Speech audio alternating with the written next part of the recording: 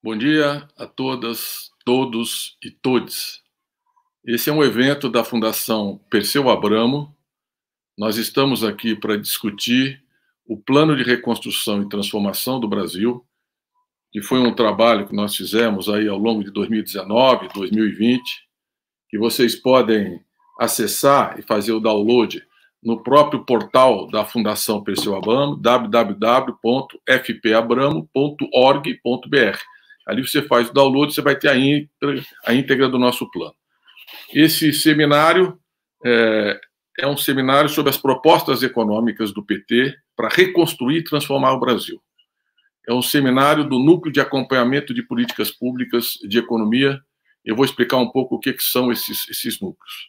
Mas antes disso, eu queria me solidarizar com quase 300 mil famílias que perderam os seus entes queridos, nem sempre podendo sequer fazer um ritual de despedida em função da pandemia, mais de 12 milhões de vítimas do Covid, alguns com sequelas permanentes ou longevas. Nós temos aí um sério desafio do pós-Covid.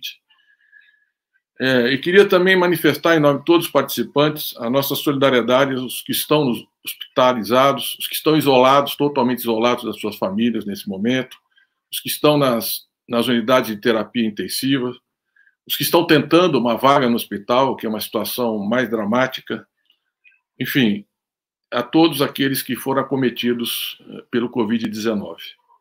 Queria também mandar a nossa solidariedade, e tudo que nós fazemos é também pensando em vocês, aqueles que estão desempregados e foram nessa crise, os que estão desalentados e não estão pedindo emprego. Queria falar daqueles que estão passando fome, porque são 3 meses sem auxílio emergencial, sem nenhum tipo de renda assegurada, aqueles que não têm nem como fazer o seu distanciamento social. Então, nós estamos vivendo uma situação dramática, mas estamos fazendo esse seminário mostrar que o Brasil tem alternativas, que nós temos como enfrentar essa crise e construir um horizonte diferente. Nós estamos fazendo esse seminário para desenhar um projeto de futuro. O presidente Lula, que nos acompanha, está aqui durante todo o dia nesse evento, ele, naquele grande momento, naquele pronunciamento com uma repercussão mundial em todo o Brasil, ele trouxe um pouco da esperança, ele foi uma espécie de uma luz nessa noite tenebrosa que nós estamos atravessando. Nós não estamos discutindo aqui um programa de governo para 2022. Vou repetir, nós não estamos discutindo um programa de governo para 2022. Isso nós vamos discutir em 2022. O PT não é um partido que só existe para fazer campanha em momentos eleitorais. Ele é diferente de outros. Nós temos uma vida política interna, de debate, de discussão, de construção. Então, nós estamos nos debruçando, e nunca foi um partido do quanto pior melhor. Nós temos nos debruçado sobre essa crise para buscar medidas emergenciais e alternativas para o futuro, para reconstruir, para transformar o Brasil. Por que nós temos uma dimensão de reconstrução? Então, o nosso plano é uma crise multidimensional, sanitária, econômica, ambiental, política, democrática, que precisa de políticas articuladas e complementares. Uma parte do nosso plano é a emergência, é a pandemia, é esse momento que nós estamos atravessando. E eu falarei sobre isso depois. A segunda parte do nosso plano é a reconstrução, porque uma parte do novo, para muita gente, para uma imensa parcela da população brasileira, por exemplo, para quem tem fome é um prato de comida. Para quem está desempregado é uma carteira de trabalho com direitos, como nós tínhamos no passado, que os governos do PT geraram 20 milhões de empregos. Para uma parte da sociedade, o novo seria ter um médico que possa fazer um atendimento num momento dramático como esse da saúde pública. Para muitos, o novo seria recuperar a política de crescimento real do salário mínimo, que cresceu 74% em nossos governos. Então, mas não é só reconstrução. Nós temos temas novos, a transição energética, a transição digital, nós temos a discussão de outros temas que apareceram nesse período recente, por exemplo, essa emenda constitucional 186, que engessa ainda mais a situação fiscal, a ortodoxia fiscal, e limita a possibilidade do Estado fazer políticas públicas. Então, o nosso plano de reconstrução e transformação do Brasil, ele foi construído pelos núcleos de acompanhamento de políticas públicas, cada área, educação, saúde, economia, cultura, juventude, meio ambiente, ciência e tecnologia, nós temos um núcleo, nós temos ex-ministros, gestores, pesquisadores, professores, como nós vamos mostrar hoje aqui, uma parcela, nós temos muito mais gente no nosso NAP de Economia, mas alguns economistas que vão nos acompanhar no dia de hoje. Então, esse seminário está organizado em 3 blocos. O primeiro bloco é o vestido de desenvolvimento para uma nova indústria para o Brasil. Então, depois que eu terminar a minha fala, virá Fernando Haddad, todos vocês conhecem, teve 47 milhões de votos, foi formado em Direito pela Universidade de São Paulo, fez mestrado em Economia e fez doutorado em Filosofia, foi prefeito de São Paulo, o mais importante ministro da Educação, ficou 6 anos à frente do Ministério da Educação do Brasil. Ele vai falar sobre os desafios do desenvolvimento brasileiro e o plano de reconstrução e transformação do Brasil. Em seguida, entra o Guilherme Mello, doutor em Economia e professor do Instituto de Economia da Unicamp, que vai falar sobre o nosso conceito de desenvolvimento orientado por missões socioambientais. É uma inovação na visão do padrão de desenvolvimento que nós temos que perseguir, que deveríamos perseguir depois desse quadro de crise. O terceiro expositor, depois da minha fala, será a professora Esther Benegui, que foi secretária do Conselho de Desenvolvimento Econômico e Social durante 7 anos. Ela vive na Amazônia, vai falar de lá sobre desenvolvimento, sustentabilidade e transição ecológica. Esse é um tema fundamental, aquecimento global e o que é o nosso compromisso com uma política transversal que tem que perpassar todas as políticas públicas, que é a sustentabilidade e a transição ecológica. Depois virá o professor Wallace Moreira, professor da Faculdade de Economia da Federal da Bahia, vive lá, mas fez o doutorado na Unicamp, que vai falar sobre uma nova indústria para uma nova sociedade. O Wallace vem estudando muito a Coreia do Sul, a industrialização, toda a inovação científica e tecnológica. Era para estar, inclusive, na Coreia, se não fosse a pandemia. Felizmente, ele ainda continua aqui, tem nos ajudado intensamente, e lá, à distância, também vai participar. Em seguida, o papel estratégico da Petrobras é a transição energética. Como preservar o pré-sal, o papel indutor ao desenvolvimento da Petrobras, como é que a gente reverte essa política de preços que levou um abuso na gasolina, no diesel, no gás de cozinha. Será o Zé Sérgio Gabrielli, professor da Universidade Federal da Bahia, aposentado, e foi presidente da Petrobras de 2005 a 2012. Durante 7 anos, ele tem doutorado pela Universidade de Boston, nos Estados Unidos. Depois, a soberania nacional e um projeto de desenvolvimento. Professor Paulo Nogueira Batista, também com doutorado na London School, foi diretor do FMI de 2007 a 2015, durante 8 anos, e foi vice-presidente do Banco dos BRICS, em 2015 a 2017. Um economista também com grande trajetória, grande, intensa produção acadêmica. E para fechar esse primeiro bloco do seminário, será o professor Antônio Prado, ex-secretário adjunto da CEPAL, da Comissão Econômica para a América Latina, também com doutorado na Unicamp. E depois, à tarde, nós teremos o bloco Estado, Recuperação e Crescimento Econômico, que a Ela, diretora da Fundação Presidente Abramo, vai fazer a apresentação, e, ao final, reformas para mudar o Brasil. Nós vamos discutir. A parte da tarde começa às 14h30, e as reformas para mudar o Brasil às 15h30. Nós vamos dar um pequeno intervalo, e aí entra a parte final, que são as reformas para mudar o Brasil. Eu queria agradecer aqui a presença do presidente Lula, que está aqui nos acompanhando, também a presença da nossa presidenta do partido, a Gleisi Hoffmann, e todos vocês que nos acompanham. Eu vou concluir a minha intervenção e apresentação falando um pouco da urgência, porque, como vocês viram, nós vamos falar mais do conceito de desenvolvimento, o papel do Estado na recuperação e como impulsionar a recuperação da economia, e, ao final, as reformas estruturais alternativas ao neoliberalismo. Eu, basicamente, queria destacar aqui que, no dia 22 de março do ano passado, o presidente da República, Jair Bolsonaro, disse que nessa crise morreriam menos gente do que tinham morrido naquele ano, no ano anterior, de H1N1, ou seja, não mais do que 800 pessoas no ano. Ontem, em São Paulo, morreram mais de 1.000 em um dia. E nós estamos chegando a quase 300 mil mortes. O Brasil tem 2,9% da população mundial e, na semana passada, teve 21% dos óbitos. Nós estamos chegando numa situação que não precisava ser assim, não pode ser assim. Um presidente que nega a ciência, nega a medicina baseada em evidência científica durante todo esse processo, desrespeitando o uso da máscara, promovendo aglomerações, atacando prefeitos e governadores que heroicamente tentam lutar contra o Covid antes da vacina, que a resposta mais eficiente foi o distanciamento social. Foi assim que a China conteve originalmente a pandemia. É assim que a Alemanha hoje está tomando medidas mais severas de distanciamento, um país que tem 114 prêmios Nobel em todas as áreas do conhecimento. E o Brasil não. Nós temos um presidente que agride prefeitos e governadores que tentam defender as suas populações. Nós precisamos enfrentar essa pandemia, por exemplo, distribuindo máscaras para proteção. Elas impedem a contaminação ou amenizam quando você é contaminado.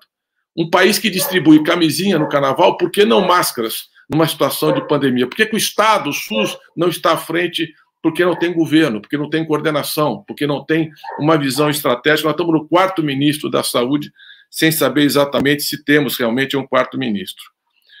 A vacina no Brasil, só foram vacinados 5% da população. Nós somos o 45º país hoje em termos de vacinação. Éramos a 6ª economia no governo do PT, no governo do presidente Lula. Hoje somos o 12º país. Mas somos o 45º em vacinação. Por quê? Porque não houve planejamento, porque não houve coordenação, porque ele agrediu, por exemplo, os BRICS, que eram parceiros estratégicos do Brasil.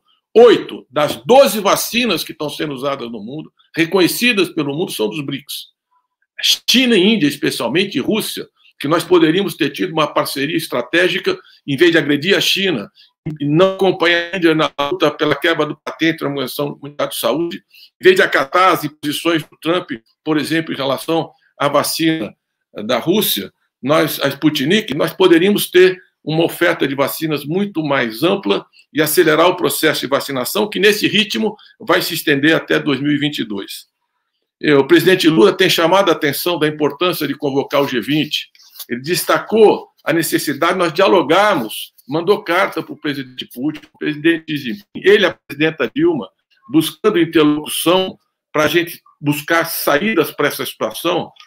O diálogo com o presidente Biden, com o presidente Macron. O país hoje está totalmente isolado, uma visão que nos afasta da comunidade internacional e viramos o epicentro da crise. Nós somos uma ameaça global, uma ameaça à saúde do planeta, porque nós não sabemos se essas novas variações, as novas cepas do vírus, serão de fato contidas pela vacina que foi feita pelo cenário anterior. Então é fundamental acelerar a vacinação e ter uma visão estratégica. Mas isso não basta. Nós precisamos de mais recursos para o SUS. A rede pública está entrando em colapso sanitário. Falta oxigênio, falta o kit de intubação, anestésicos, relaxantes musculares, faltam leitos, faltam equipes. Estamos chegando numa situação dramática nas algumas regiões do Brasil. E hoje a gente vê um orçamento que o governo repassa 1,2% a mais para o SUS, e 8,3 bilhões de reais para o Ministério da Defesa. É uma completa inversão de valores. Nós tínhamos que agora preservar a vida, as próprias Forças Armadas ser solidárias num momento como esse, a prioridade absoluta do Brasil, porque se nós não resolvermos a pandemia, nós não voltaremos a crescer de forma sustentada. Não tem como gerar emprego, não tem como ter investimento num quadro de pandemia, na situação que o Brasil se encontra, que é o país mais exposto à pandemia em toda a economia mundial. Eu quero terminar, para passar a palavra, lembrando que foi em cima desse plano de reconstrução e transformação que nós apresentamos muitos projetos para enfrentar essa crise. Por exemplo, o auxílio emergencial, que o governo Bolsonaro não fez nenhuma proposta no início da pandemia. Ao contrário, a medida provisória propunha suspender os salários por 4 meses sem garantia de emprego. E nós apresentamos a proposta de um salário mínimo por família, negociamos 600 mais 600 reais. Isso amenizou na primeira fase, e sem auxílio emergencial, os pobres passam fome. Não tem como não sair para a rua para a sua sobrevivência. Não adianta falar em distanciamento sem auxílio emergencial. Então, hoje, eles gastaram 320 bilhões de auxílio emergencial no ano de eleição e pretendem gastar 44 bi esse ano. Ou seja, não resolve absolutamente nada. Já são 3 meses. 3 meses em que a alimentação aumentou 18%, em que o gás de cozinha cresceu 40%, em que as pessoas, os aluguéis, o índice de reajuste está em 30%.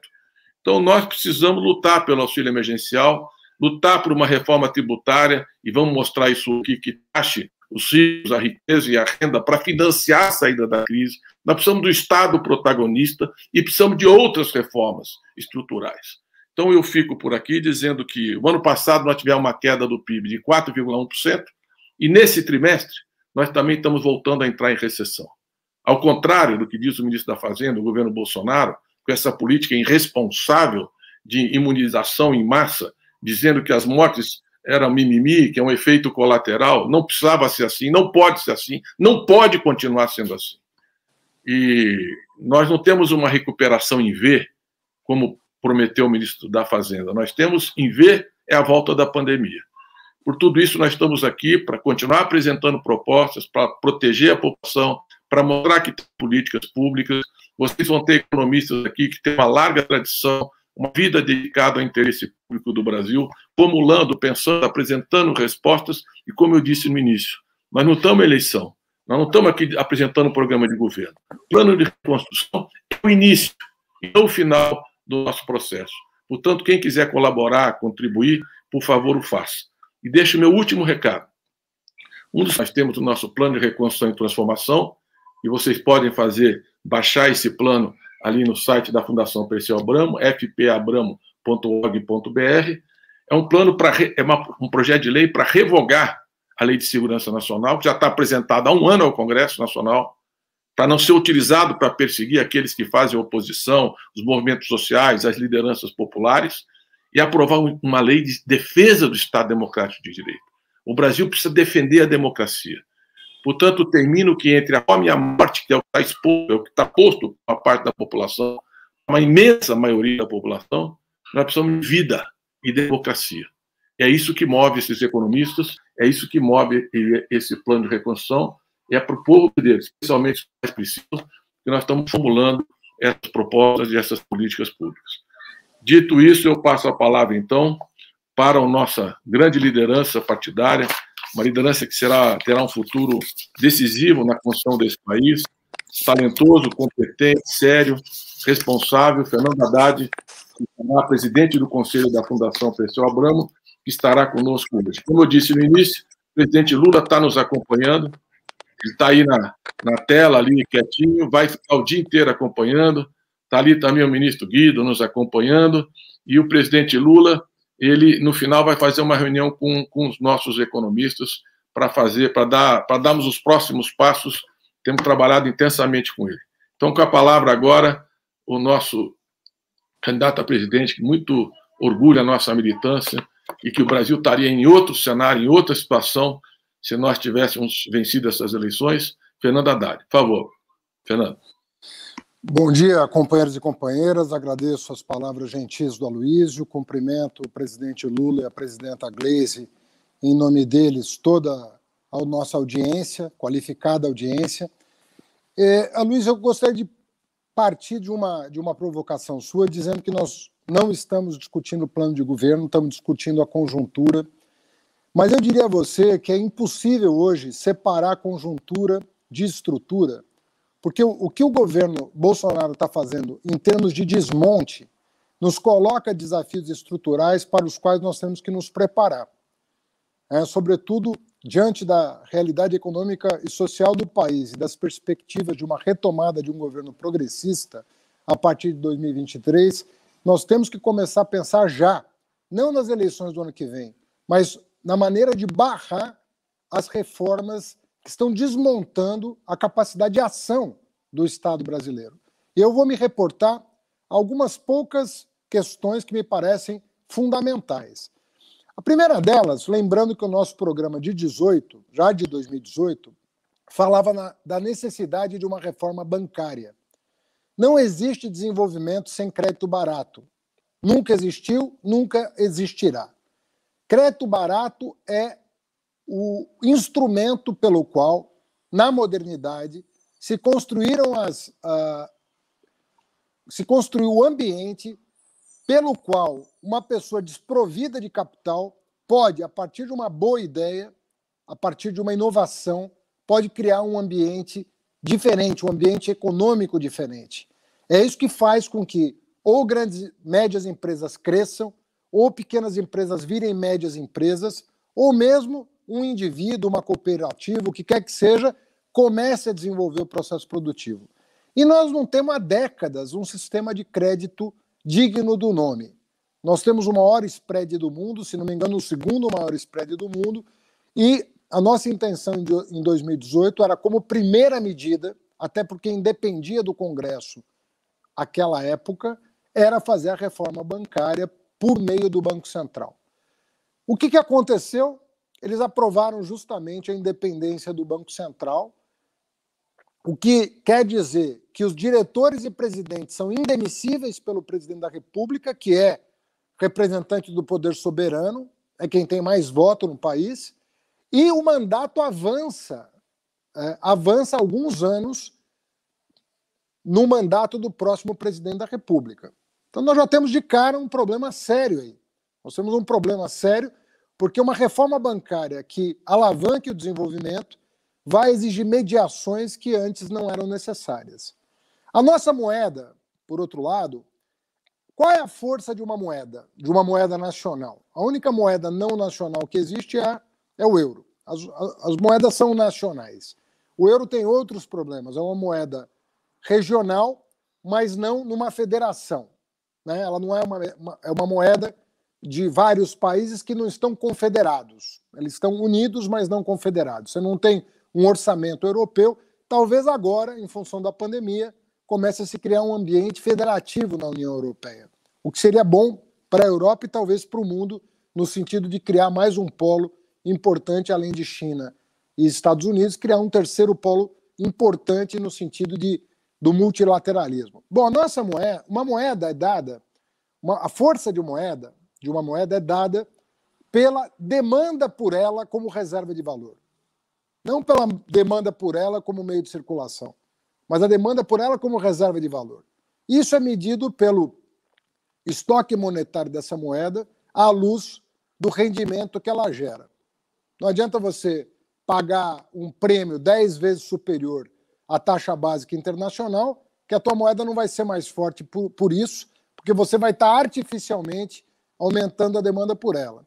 E nós não temos uma moeda tão forte nesse sentido. Então nós temos um sistema de crédito muito fragilizado, uma moeda nacional que só não está fragilizada em função das reservas internacionais acumuladas nos nossos governos, e eu reputo a essas reservas o fato do Brasil não ter quebrado de 2008 para cá, porque tudo que foi feito para sabotar esse país seria mais do que suficiente para nos levar ao FMI, e nós estamos firmes e fortes aqui, porque o presidente Lula e a presidente Dilma acumularam reservas num patamar que cria um cordão de proteção à economia nacional que nós nunca tivemos no passado.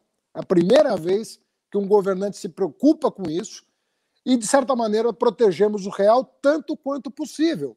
Digo isso, tanto quanto possível, porque pela condução da crise econômica por Temer e Bolsonaro, era de se prever que o dólar fosse chegar ao patamar que chegou. O dólar desvalorizou-se enormemente, nós já começamos a ter impacto inflacionário importante em alguns bens, sobretudo os de consumo das classes populares, e isso não está aumentando a nossa capacidade de exportação de produtos manufaturados, até porque não existe política industrial nesse país. Não existe política industrial no Brasil. Segundo problema grave, reforma tributária. Presidente Lula, presidenta Dilma fizeram uma reorganização do dispêndio público, também como nenhum outro governo no passado. O pobre passou a se enxergar no orçamento público e isso foi uma pequena revolução no nosso país. A primeira vez que um pobre, um preto, um periférico olhou para o orçamento, falo isso metaforicamente, e se enxergou nele. Como ele se enxergou nele? Se enxergou nele pelo Luz para Todos, pelo Minha Casa Minha Vida, pelas universidades que foram criadas em mais de 180 cidades, pelos institutos federais que foram criados em mais de 500 cidades, pela cisterna, pela transposição, pela produção de energia eólica, solar. Por uma série de razões, o pobre se enxergou no orçamento público e isso foi uma grande transformação do país. O orçamento brasileiro sempre foi capturado pela elite. Continua sendo capturado pela elite, mas os nossos governos progressistas encontraram espaço no orçamento, na margem e progressivamente, para fazer com que o cidadão brasileiro se enxergasse no Estado brasileiro. Estruturamos o SUS, estruturamos o Fundeb, estruturamos a Rede Federal de Educação Profissional, de Educação Superior, levamos bens e serviços públicos para todos os territórios do país. Muito bem. Reforma tributária, qual o problema? A reforma tributária que está em tramitação, com exceção da nossa, né, a nossa é uma proposta que já foi feita, não toca na questão do caráter do fundo público no que diz respeito à arrecadação. Ou seja, a reforma tributária do Guedes não mexe com o bolso dos ricos. Mantém a estrutura regressiva, faz um rebalanço difícil de operar entre serviços e indústria, que eu nem sei se trará tantos ganhos quanto o governo promete, mas o fato é que eles não tocam na questão de dividendos, na questão de propriedade, de função social da propriedade, de propriedade improdutiva, não tocam na questão das grandes heranças, das grandes fortunas, não toca na questão da progressividade do imposto de renda, ou seja, não toca naquilo que seria a tarefa primordial. Porque quando você distribui renda, entre aspas, pelo sistema tributário, ou deixa de concentrar, que é o caso brasileiro, você deixaria, por meio do sistema tributário, de concentrar renda, porque quando você taxa mais o pobre do que o rico proporcionalmente, você está usando o sistema tributário para concentrar renda, independentemente do fato de nós termos conseguido distribuir renda pelo dispêndio, mas pela arrecadação, o Estado continua concentrando renda. E o governo Bolsonaro não toca na questão da regressividade do nosso sistema tributário. Ponto 3, a questão da regra fiscal. Os países têm, em geral, uma regra fiscal. O Brasil está indo para a 5ª regra fiscal. Nós temos, a primeira regra fiscal estava na Constituição de 88, regra de ouro. A segunda veio no ano 2000, com a Lei de Responsabilidade Fiscal. Depois, com o Temer, a teto de gasto. E agora estamos falando de duas novas. Estamos falando de um teto de dispêndio obrigatório que acione a gatilhos, né, de corte de despesa, e estamos falando de uma 5ª regra, que é a regra do endividamento público. Então, o Brasil, seguramente, posso errar, mas seguramente talvez seja o único país do mundo, o Guilherme pode checar isso com mais calma depois, mas seguramente talvez seja o único país do mundo cujo governo está propondo 5 regras tributárias e que podem, inclusive, conflitar uma com a outra, dependendo do andar da economia. Não é seguro que, para você cumprir uma, você consiga cumprir as demais. Um exemplo básico é o seguinte: se você não tiver espaço fiscal para investir, você pode ter, em função do pouco ímpeto do crescimento econômico, você pode ter uma relação PIB cada vez mais desconfortável, pelo baixo crescimento do PIB.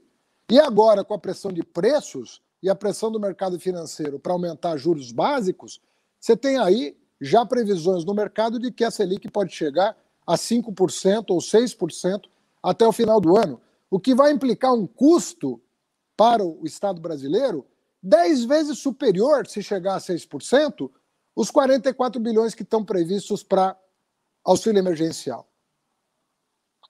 Então, nós temos desafios estruturais que estão se confundindo com a questão conjuntural. Segunda coisa, o Gabriel certamente vai falar disso, mas nós estamos perdendo capacidade de fazer política industrial no Brasil. A partir do momento que os bancos públicos vão perdendo capital, sobretudo o BNDES, né, vão abrindo mão da sua capacidade de intervenção e indução. A partir do momento que as grandes estatais, sobretudo Petrobras e Eletrobras, vão sendo desmontadas num processo autorizado pelo próprio Poder Judiciário, que permitiu o fatiamento dessas empresas para a venda. Tive com o pessoal da FUP esses dias, eles me contando o que da Petrobras já foi pelos dedos, sem que ninguém desse conta, em relação ao gás, em relação à distribuição de combustível, e por aí vai, em relação à petroquímica. Estão perdendo capacidade de indução do desenvolvimento. Não há política industrial de nenhum tipo. pessoal, não, política industrial é coisa velha. Nem de tipo novo tem política industrial. Na área de comunicação, nós estamos atrasados em relação ao 5G. Podíamos estar planejando uma revolução, inclusive na educação, né? Municiando a população de baixa renda com tecnologia de ponta, para superar o atraso decorrente da pandemia, que será monumental. Estamos cortando investimentos em ciência e tecnologia. O orçamento de ciência e tecnologia hoje no Brasil é 1/3 do investimento dos nossos governos. Em valores atualizados, o investimento de ciência e tecnologia chegou a 16 bilhões de reais. Hoje nós estamos falando de pouco mais do que 5 bilhões de reais. As universidades perdendo autonomia, interventores sendo nomeados. Ou seja, nós estamos falando de um desmonte. A área da cultura, que o Brasil estava começando a produzir cultura. Turismo, nem vou falar, nós estamos destruindo, pela condução da pandemia, nós estamos destruindo o turismo nacional. Nós estamos perdendo uma indústria importante, né, de atração de divisas, atração de estrangeiros para o Brasil, porque quem é que vai vir, mesmo agora, quem é que vai vir para cá sabendo que o país é governado por um sujeito como o Bolsonaro, que tem a pior reputação do mundo? Talvez se fosse fazer uma pesquisa internacional, nós estamos diante do pior governante da atualidade. Acho que ninguém se sobressaria mais do que o Bolsonaro numa enquete internacional. A imagem do Brasil destroçada. Então, isso e é o mesmo movimento que impede o investimento estrangeiro de vir para cá. Não vem turista e não vem dinheiro. Não vem ninguém para cá. Porque nós estamos diante de um quadro muito delicado. Então, resumidamente, eu digo o seguinte. As reformas que serão necessárias para retomar o desenvolvimento não são pequenas. Nós temos que, nesse momento, resistir ao desmonte, tanto quanto possível. Não é fácil, uma vez que o Centrão está na conta do Bolsonaro, aprovou a independência do Banco Central sem discussão com a sociedade, um gesto absurdo, né? Invadindo o próximo mandato. Nós temos uma situação fragilizada do ponto de vista externo hoje. Não há reação da produtividade da economia, apesar do dólar ter se valorizado muito diante do real. Isso não está impactando a exportação de manufaturado.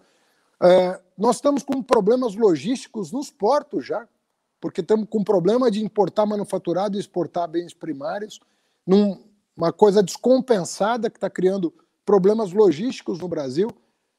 Tudo para dizer o seguinte, nós não podemos esperar 2022, como o Luiz falou, porque nós temos tarefas para agora, para preparar o caminho para um presidente, né, se Deus quiser, da estatura do Lula, possa encontrar condições mínimas, né, de, em algum tempo, 1 ou 2 anos, começar a enxergar a luz no fim do túnel. Né? Nós estamos numa situação muito delicada e eu diria que esse ano é um ano decisivo para refrear esse apetite absurdo do Bolsonaro em alienar a soberania nacional, porque o Estado brasileiro está perdendo graus de liberdade a cada dia.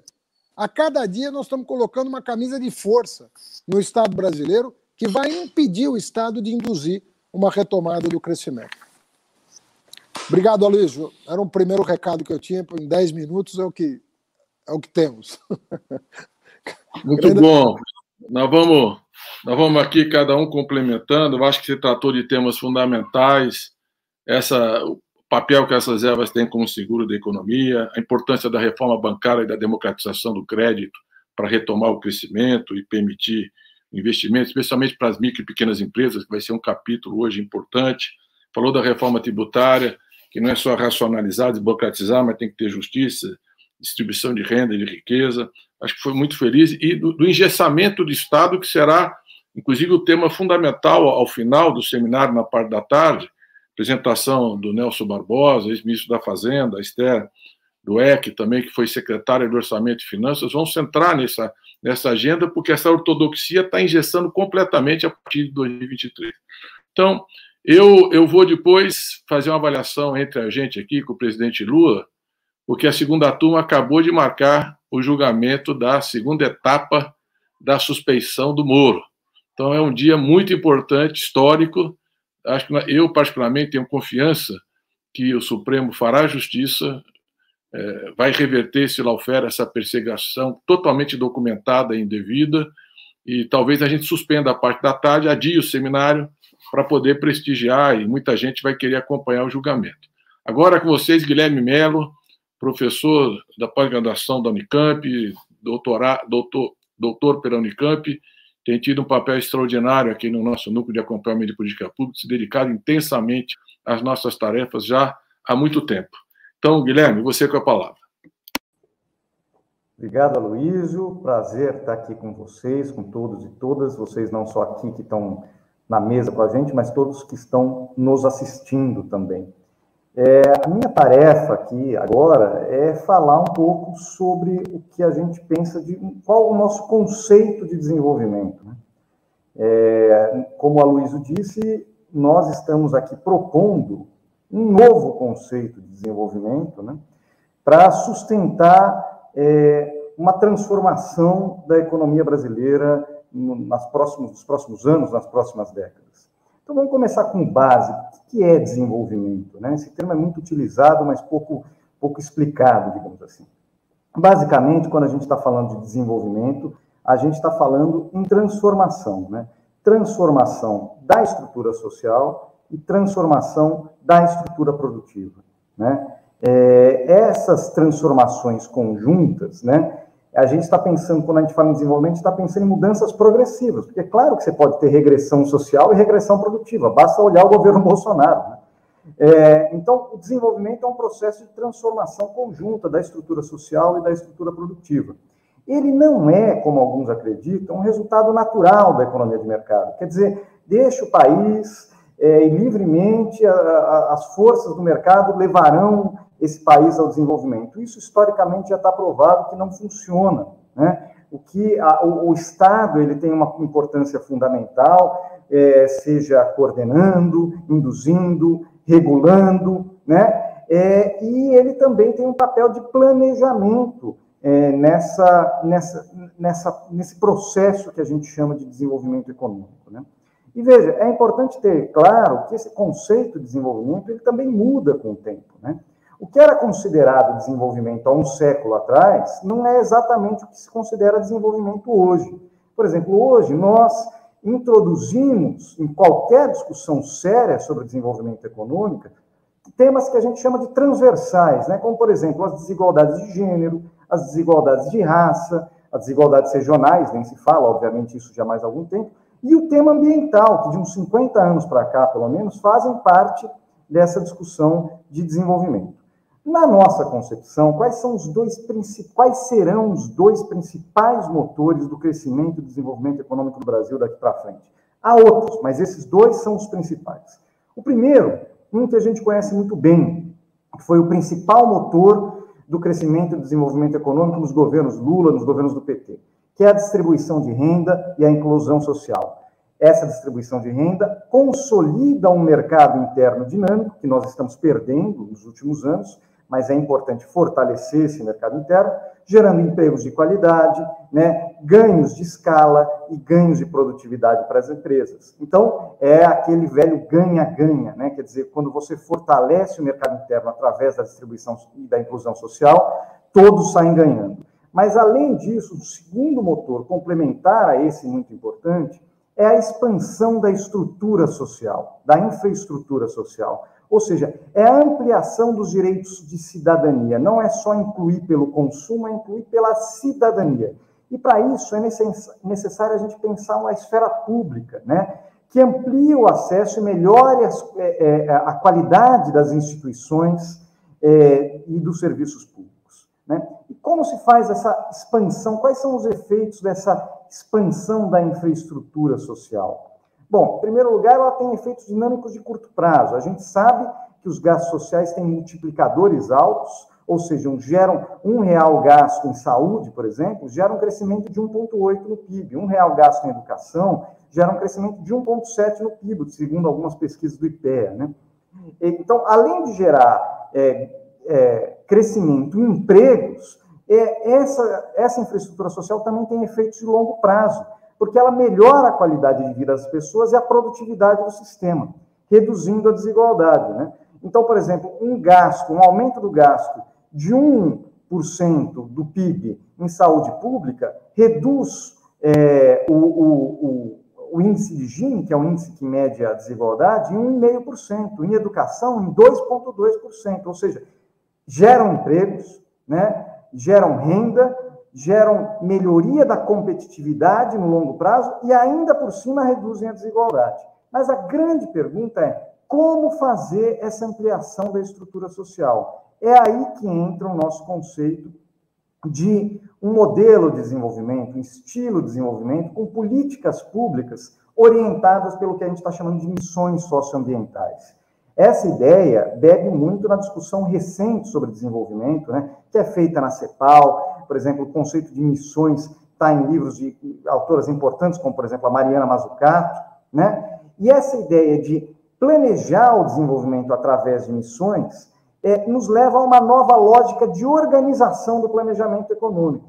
As missões, elas têm que articular as demandas sociais, por um lado, com a base produtiva e tecnológica necessária para atender essas demandas do outro lado, né? Então, o planejamento para fazer um estilo de desenvolvimento orientado por missões socioambientais, ele é de baixo para cima, ele não é de cima para baixo, né? Por quê? Porque você precisa, primeiro, partir das necessidades sociais que se revelam nos diferentes territórios, nas diferentes regiões, as necessidades de uma cidade, de um município, do interior do Nordeste, do Norte, é diferente de uma capital como São Paulo, como Rio de Janeiro, ou do eixo Centro-Sul, né?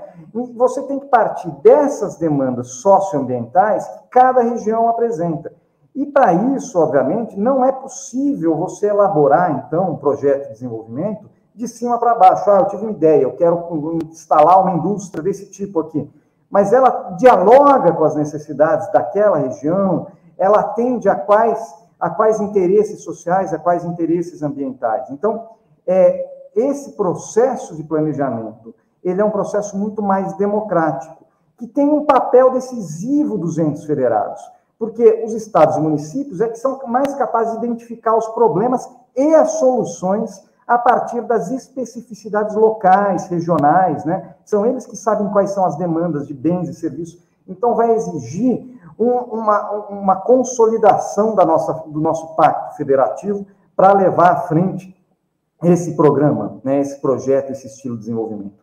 E o Estado, em âmbito nacional, tem um papel decisivo para organizar essas diversas demandas, planejar os esforços, né, de enfrentamento, de cumprimento dessas missões e encontrar formas de coordenar as ações dentro da esfera pública, no âmbito federativo, mas também entre o setor público e o setor privado. Nem tudo vai ser feito exclusivamente pelo setor público. O setor privado, sim, tem que entrar dentro desse projeto de desenvolvimento como um elemento, um ator importante, decisivo, para articular o conjunto de esforços de investimentos para nós cumprirmos as nossas missões socioambientais. Mais do que isso, nós temos uma economia política, digamos assim, desse projeto, porque através de um projeto com participação popular, com participação de prefeitos, governadores, de assembleias, que vão mostrar quais são as demandas e serem coordenadas pelo Estado, você cria as condições de construir legitimidade para uma política de desenvolvimento produtivo, só que são condições em bases populares, não é um pacto por cima, um pacto pelas elites, é um pacto que tem a participação da sociedade, e que, portanto, viabiliza a execução de uma política de grande porte, que é necessária para produzir a transformação da estrutura produtiva e da estrutura social no Brasil, né? Além disso, nós temos que levar em conta que esse projeto, esse estilo de desenvolvimento, ele dialoga diretamente com a ideia da transição para um novo paradigma tecnológico, né? O Brasil, um país profundamente desigual, onde o trabalho é muito desvalorizado, né? Se você simplesmente trouxer as tecnologias estrangeiras, que são poupadoras de trabalho, poupadoras de mão de obra, instalar aqui, sem nenhum planejamento, nenhum projeto de como você vai utilizar essas tecnologias para o bem público, para o bem comum, para o bem social, você vai piorar o quadro de desemprego estrutural nessa economia. Então, nós temos que ter uma política produtiva e tecnológica que fomente a demanda interna por insumos tecnológicos, mas que essa demanda por insumos tecnológicos, por inovação, por ciência, por tecnologia, dialogue diretamente com essas atividades de fornecimento de infraestrutura social. E nós sabemos que nós temos complexos fortíssimos para isso, o complexo industrial da saúde, da educação, da cultura, do transporte urbano, saneamento, todos eles, nós temos uma demanda social enorme por esses serviços, que podem, como eu disse, ser atendidos pelo setor público, em parceria com o setor privado, né, e que demandam inovação, tecnologia, pesquisa, geram empregos, geram renda, certo? Isso para não falar de toda a parte ambiental, que com certeza a Esther, que vai falar agora logo em seguida, vai aprofundar, né?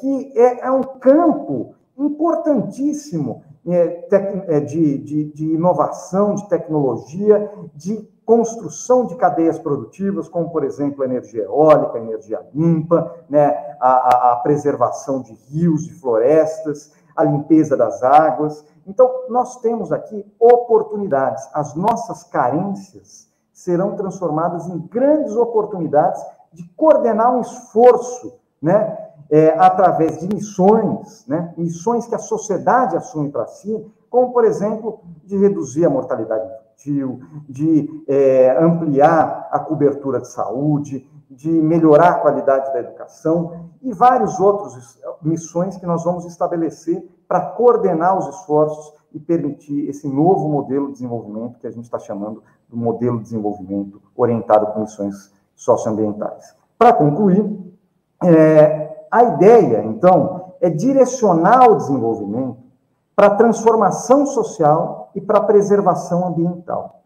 E essa ideia implica necessariamente em distribuir renda e alocar recursos para atender essas demandas sociais e de preservação do meio ambiente. Por isso que a gente precisa produzir as reformas, a reforma tributária, a reforma das regras fiscais, para viabilizar a reforma bancária, como bem disse o Fernando Haddad, para viabilizar esse conceito, esse projeto de desenvolvimento, né?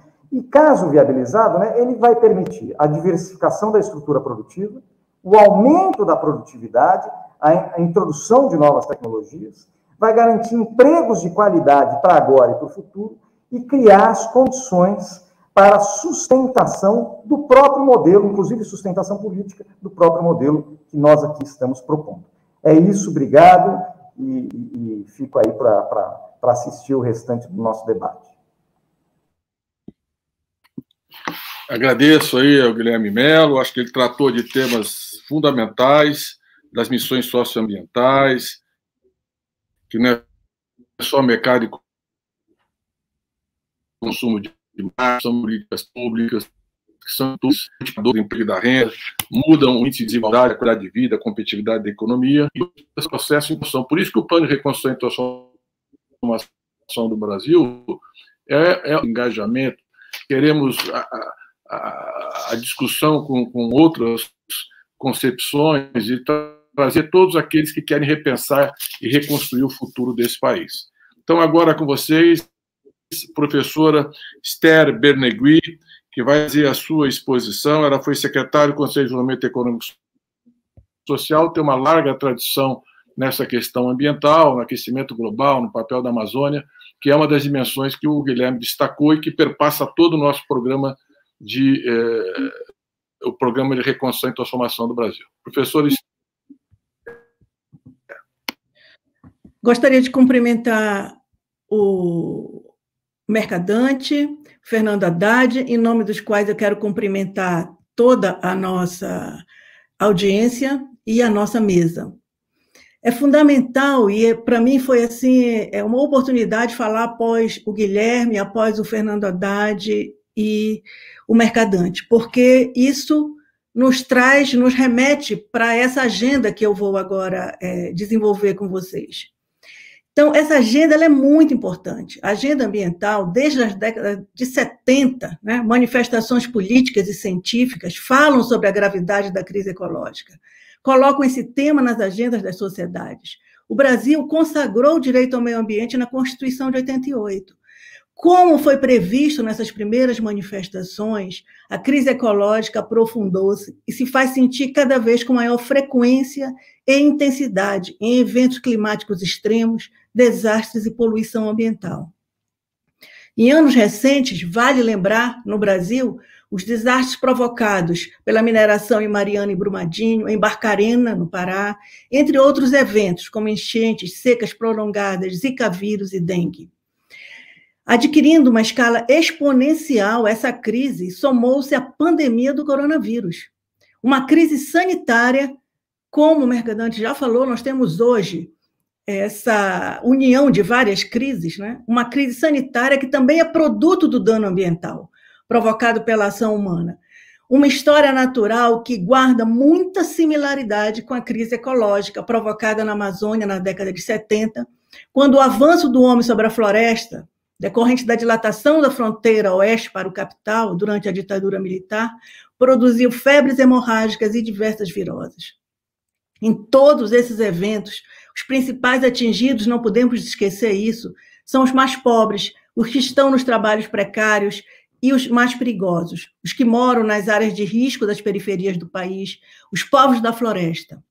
A essa conjunção de crises ambientais e sanitárias, junta-se também a crise econômica mundial, que já foi muito bem falada aqui sobre ela, hoje supradimensionada pela concorrência da pandemia, que desorganiza a vida social, especialmente no Brasil, pela total ausência de política para enfrentar essa pandemia.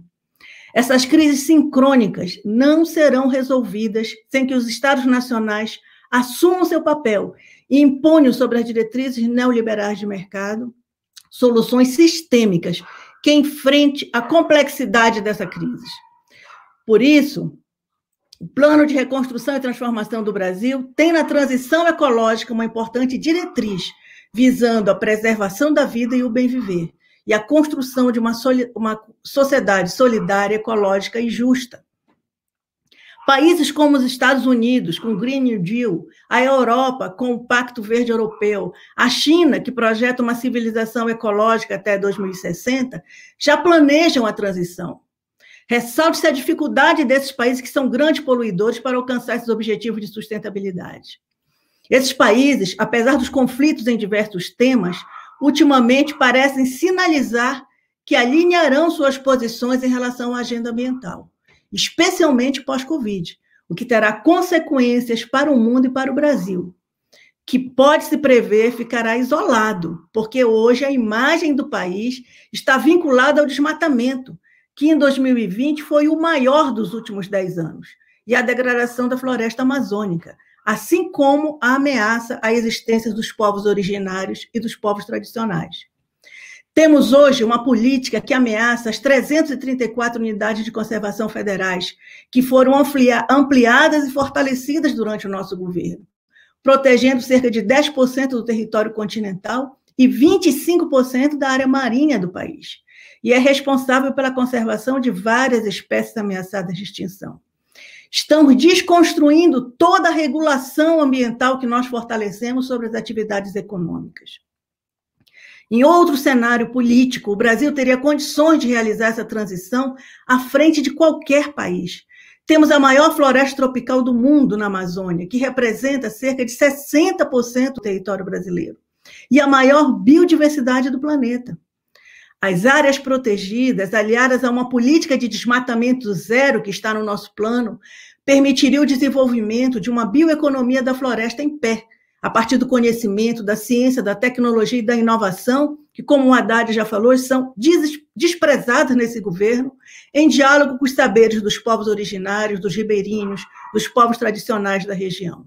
Um diálogo que respeite o modo de vida amazônico. São cerca de 60 mil genomas já identificados, que poderiam vir a ser a base para novos conhecimentos e biomateriais, produtos de uma bioeconomia desenvolvida e diversificada, constituindo soberania e uma área cada vez mais sensível do mundo, a farmacêutica. Se havia dúvidas sobre isso, a pandemia expôs como agem as big pharmas e quem será atendido primeiro em uma situação de crise. Porém, o desenvolvimento dessa economia só poderá se realizar como parte de um projeto nacional. Não é possível se desenvolver a partir de iniciativas locais e regionais, considerando a necessidade de mobilização de recursos de ordem institucional, econômica e de conhecimento, com um forte sistema público de ciência, tecnologia e inovação que ultrapassam as capacidades regionais da Amazônia. Assim como cabe a esse projeto nacional alterar profundamente o papel que coube até agora a Amazônia, como economia extrativista e exportadora, como fronteira do capital, da soja e do boi. Os conhecimentos e as infraestruturas instaladas no Parque Industrial Brasileiro serão fundamentais para esse salto para o futuro. Portanto, frear a desindustrialização e reduzir o atraso tecnológico do país em relação aos países centrais são pressupostos, assim como a transição e a soberania energética e a transição digital, que também serão tratadas aqui. Porém, a nova política desse complexo industrial tem que se expressar em elevado grau de coordenação e cooperação, que respeite as diferenças culturais de cada lugar, como o Guilherme já chamou a atenção, e permita a disseminação do bem-estar em todo o território nacional. As possibilidades que emergem do desenvolvimento das trajetórias baseadas nas novas tecnologias industriais, a constituição de sistemas de ciência, tecnologia e inovação descentralizados e customizados às realidades nacionais, assim como possibilitam, além disso, além dessa descentralização da ciência e da tecnologia, um modelo escalar, com base nas suas potencialidades de produção das pequenas e médias empresas. É o que a Alemanha e a China estão explorando. Essas novas tecnologias permitem a descentralização, permitem uma escala compatível com a produção de pequenas e médias empresas e permitem o desenvolvimento territorial. Porém, construir a transição ecológica exige não apenas projetar essa nova economia, mas uma sociedade com novos valores, novas relações entre os homens e a natureza, uma cultura que dialogue com o conhecimento ancestral presente nas cosmovisões indígenas do bem-viver, nas práticas ecológicas dos povos da floresta, dos ribeirinhos, dos extrativistas, da agricultura familiar agroecológica, com os movimentos instituintes de novas relações sociais, novos modos de produzir, novas formas de interagir com a natureza, radicalmente participativas e democráticas. Não existe floresta sem matas e rios, e sem os povos da Amazônia. A reprodução dessa fantástica biodiversidade é resultado de uma relação singular de convivência entre matas, rios e modos de vida dos povos originários e tradicionais, que tem como único objetivo a preservação da vida, que estamos aprendendo da forma mais difícil, que é um bem raro, e que preservá-lo não é trivial. Deixemos que o conhecimento milenar do bem-viver da natureza, da diversidade e da inclusão nos ensine a lição. Obrigada.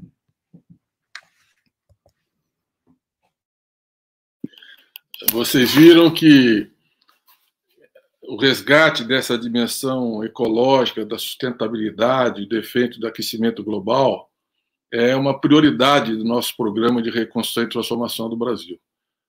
Especialmente o lugar da Amazônia, nós estamos fazendo uma proposta ousada, que é o desenvolvimento zero, e investimento em ciência, tecnologia e inovação para gerar valor agregado à floresta em pé, porque é isso que permite, e também as formas de desenvolvimento da região, porque a população da região Amazônia precisa de emprego, de renda, de alternativas, e se você não tem um Estado presente, formulador dessas iniciativas, que foi dito aqui, de pequenas tecnologias para fomentar a economia local, os arranjos produtivos locais, nós vamos continuar nessa política que é, como disse o atual ministro do Meio Ambiente, enquanto eles olham a pandemia, que é o boi, vão passar a boiada e desmontar todos os mecanismos de regulação e de proteção das regiões. E a importância que tem para os nossos projetos povos originários e tradicionais, sua cultura, suas tradições, seu valor histórico, e que estão totalmente abandonados, sem proteção, expostos a essa pandemia e a esse capitalismo predatório. Então, essa é uma dimensão fundamental, vai repassar a questão energética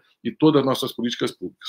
Com vocês, agora, nós vamos debater uma nova indústria para uma nova sociedade. Nós vivemos um acelerado processo de desindustrialização, e o Wallace Moreira, professor da Faculdade de Economia da Unicamp, da Universidade Federal da Bahia, doutor pela Unicamp, vai fazer a sua exposição. Com você, Wallace.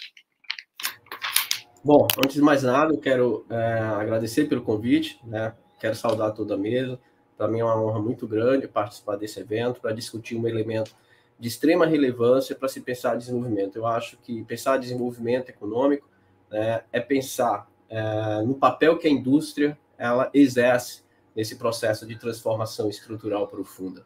E pensar nesse papel é, ao mesmo tempo, pensar nesse caráter, né, dessa nova indústria. E aí, nesse sentido, eu queria começar tocando em algumas transformações que eu acho relevante.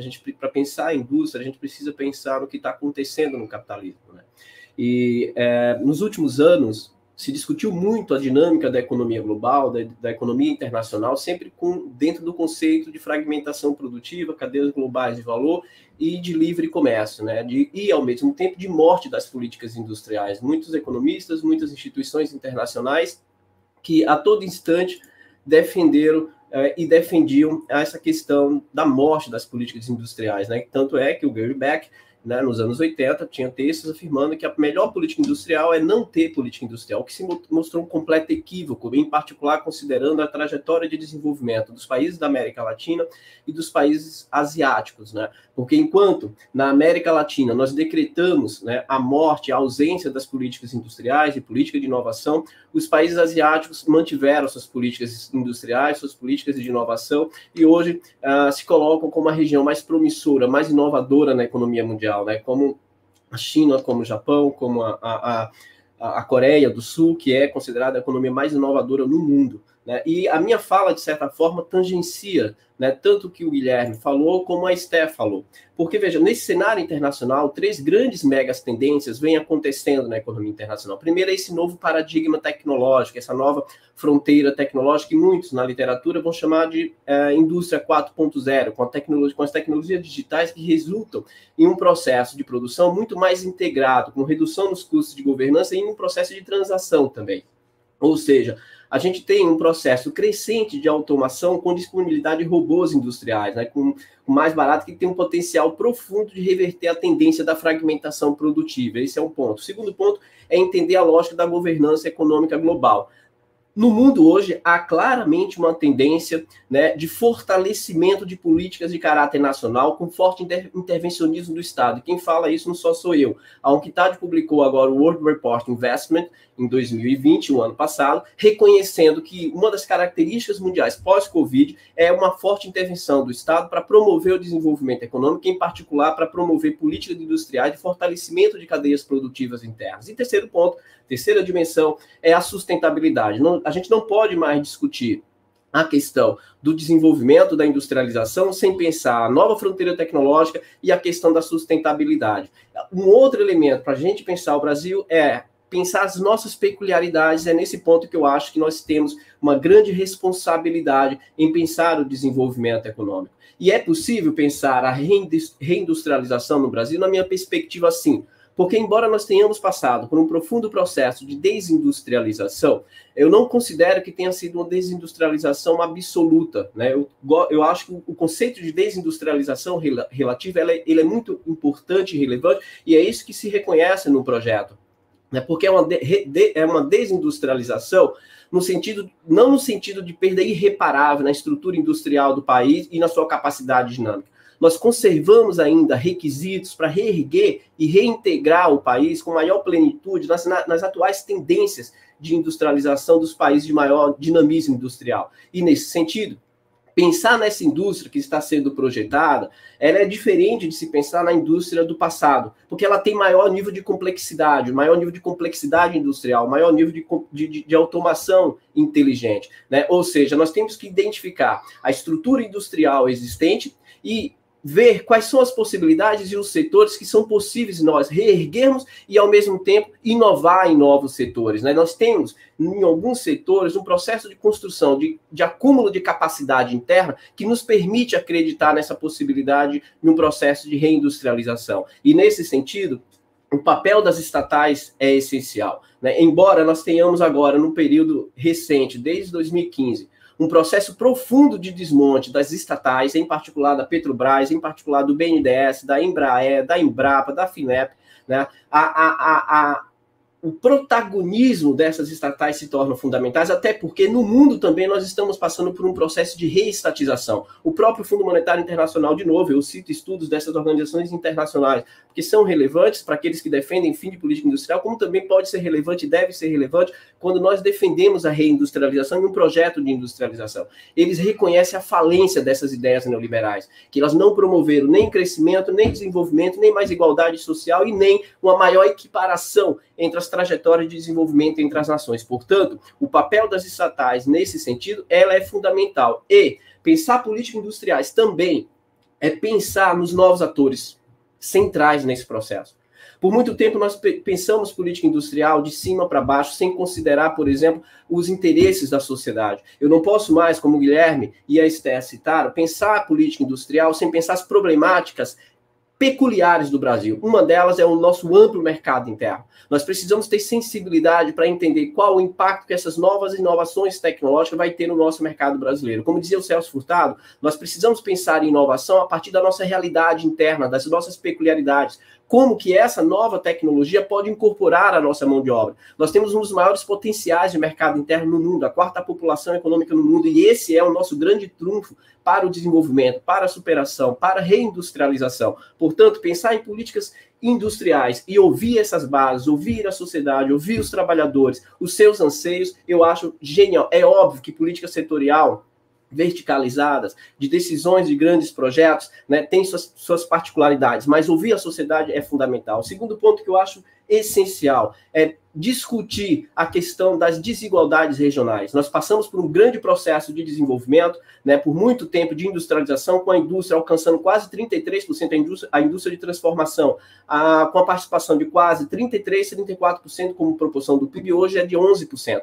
Esse período que nós tivemos a ascensão da indústria de transformação como proporção do PIB, foi resultado também de uma concentração regional brutal. Então, nós temos hoje, dentro do Brasil, uma relação de centro e periferia que ela precisa ser superada. E políticas industriais, fomentando cadeias produtivas, fomentando os parques industriais, fomentando regiões e desenvolvimentos tecnológicos, é um outro grande desafio para se pensar política industrial. E aí, partindo para uma ideia e lógica de se pensar setores específicos para serem promovidos dentro desse processo de reindustrialização, nós temos diversos. Nós temos que pensar o sistema urbano industrial, principalmente levando em consideração essas novas fronteiras do transporte, de transporte híbrido, né, dos carros elétricos. Nós precisamos pensar também um sistema de exploração sustentável, né, levando em consideração a bioindústria e sistemas integrados. Precisamos também pensar a cadeia de distribuição, pensando essa nova lógica de fronteira tecnológica e os polos industriais e tecnológicos emergentes que merecem fomento e reforço competitivo a todo instante. Nós temos alguns setores, e o mais relevante para citar aqui, dado a conjuntura, considerando principalmente a conjuntura, é o complexo industrial econômico da saúde. É um setor que foi amplamente atacado no período recente, foi fortalecido durante os governos do PT com políticas públicas para esse setor, e é um setor intensivo e altamente capaz de inovar. E nós temos uma capacidade interna construída que pode ser fortalecida por um outro elemento de se pensar política industrial, que é o Sistema Nacional de Ciência, de Tecnologia, de Inovação, que ele é fundamental para o avanço da reindustrialização, para o avanço de um processo de crescimento com maior inserção social. Ou seja, o que eu estou afirmando aqui é que pensar numa política industrial dentro da fronteira tecnológica para se alcançar o maior nível de complexidade tecnológica e econômica, promovendo um crescimento com a elevação da renda do país, com a finalidade de superar a armadilha da renda média ou a condição de periferia, é fundamental fortalecer o Sistema Nacional de Inovação.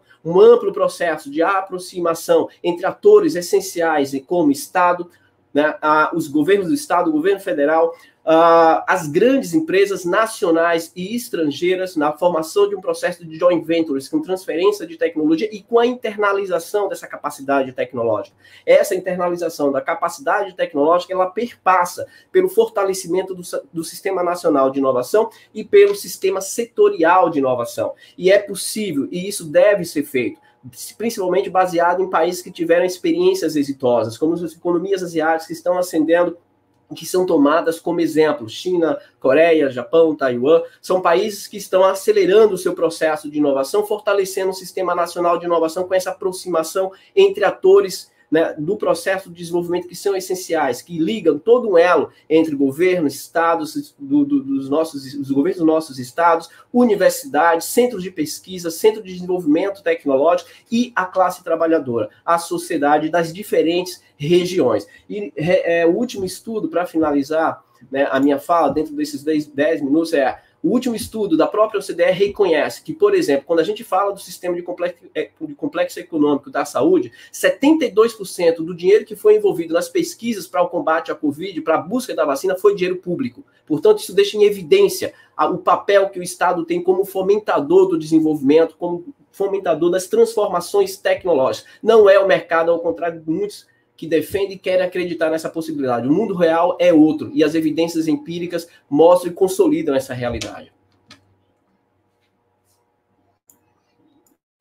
Excelente, vocês estão vendo que é muita coisa, mas que as ideias são todas conectadas, fazem parte de um conjunto de políticas complementares e articuladas, e o Wallace destacou um ponto fundamental, né? Desde o pensamento da CEPAL, que no final o Prado representa aqui hoje, lá no pós-guerra, a indústria era o centro de um projeto de superar a condição de subdesenvolvimento. E nós chegamos a ter 34% do PIB de produção industrial, indústria de transformação, e hoje estamos chegando a 11%. Nós temos que reverter isso. E essa reversão, nós temos que olhar para os países exitosos. Ele destacou aqui muito bem que não é o neoliberalismo, esse ultraliberalismo, que vai dar resposta ao desenvolvimento. Os melhores desempenhos econômicos sustentáveis vem exatamente dos países da Ásia, numa relação criativa entre o Estado e o desenvolvimento, especialmente diante desse novo paradigma tecnológico, que o 5G, inclusive, que vai promover muito mais circulação de dados e com uma velocidade muito mais rápida, vai trazer. Então, acho que foi uma excelente exposição, e agora nós vamos ouvir, dentro desse esforço de industrialização, uma área absolutamente decisiva, que o Brasil deu um salto extraordinário e vive uma crise profunda, que é o papel estratégico da Petrobras, e a partir daí a transição energética. Vocês vão ter aí o Zé Sérgio Gabrielli, com doutorado em Boston, professor aposentado na Universidade Federal da Bahia, e ex-presidente da Petrobras de 2005 e 2012, que viveu a descoberta do pré-sal e todo aquele salto extraordinário que a Petrobras teve. Com você, Zé Sérgio. Bom dia a todos, todas e todes. Na verdade, eu quero primeiro agradecer o convite de estar aqui nesse seminário muito importante, porque discute modelo de sociedade, discute para onde nós queremos ir. E, como disse o Fernando Haddad, é muito difícil você separar, nesse momento, a destruição que está ocorrendo do Estado brasileiro, portanto, mudança da estrutura da nossa sociedade, das questões conjunturais. Quer dizer, evidentemente que nós temos um problema imediato, que é a pandemia, que é a crise sanitária que está matando milhares de brasileiros e brasileiras, mas nós temos que pensar também de como é que nós vamos construir o futuro. Eu tenho uma apresentação, não sei se vai sair a apresentação, se vai subir ou não, senão eu falo sem ela. O Márcio... Não, bom, então eu vou falar sem ela. Um elemento importante a se considerar é que nós temos hoje uma situação internacional que coloca e que sabe que há um problema de transição ecológica, há um problema de transição de modo de tratar a energia, mas que a sociedade moderna não pode crescer sem energia. Energia é fundamental para qualquer perspectiva de crescimento de qualquer sociedade.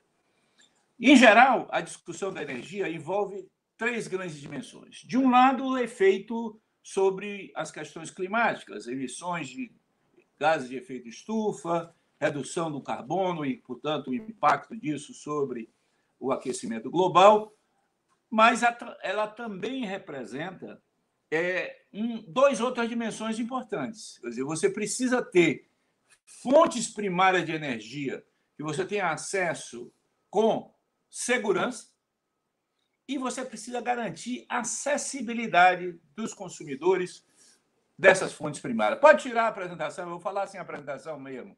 já que não subiu a apresentação, eu vou falar sem ela. Pode tirar aqui, por favor, a apresentação. E a questão da acessibilidade. Eu acho que, no nosso caso, um programa que nós temos que tratar é que nós temos uma dimensão de acessibilidade à energia ainda que precisamos tratar. O acesso às condições de fontes de energia para o país, para as populações pobres, ainda é limitado, seja na cidade, seja no campo. Portanto, nós temos que dar uma principalidade às questões de acessibilidade. É claro que nós temos que também tratar da questão da composição das fontes primárias de energia. Mas nós já temos uma matriz energética extremamente limpa, com uma presença muito maior do que no mundo da energia hidroelétrica e com uma presença muito crescente das energias renováveis de tipo novo. As energias, nós estamos crescendo muito a energia eólica, estamos crescendo pouco, mas estamos crescendo também a solar. Estamos, por incrível que pareça, num processo regressivo de ampliar o uso da lenha e da biomassa, porque o gás de cozinha está muito alto, e estamos com uma lógica de mudança do setor de gás natural, que, ao meu ver, longe de ampliar e abrir o mercado de gás natural, vai restringir o mercado de gás natural à expansão no médio prazo, basicamente no Rio de Janeiro, São Paulo e Minas Gerais, portanto, excluindo o resto do país das atividades de gás natural.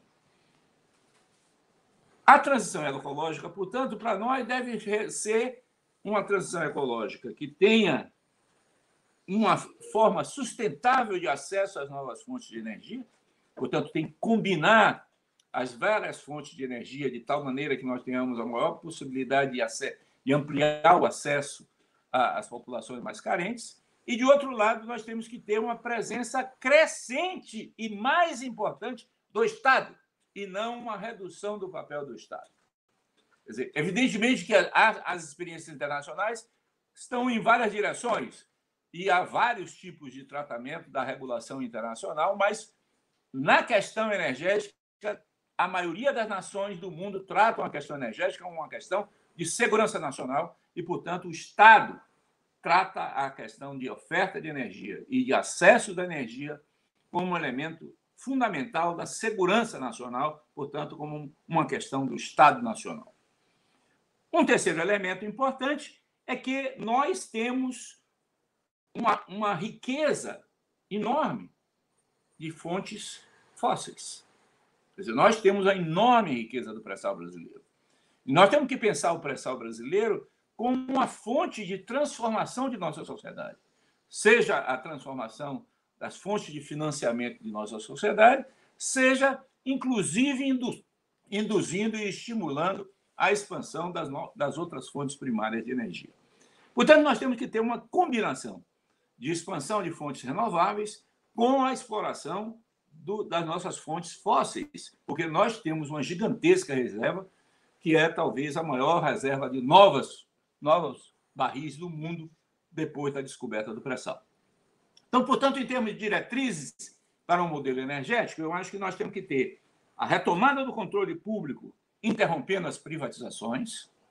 Nós temos que promover uma inflexão mais acelerada de políticas de estímulo às energias renováveis, em particular com políticas mais voltadas também para a energia solar, com a presença do Estado grande, mas também estimulando a descentralização dos sistemas elétricos e, consequentemente, um maior controle das comunidades locais sobre a produção de energia.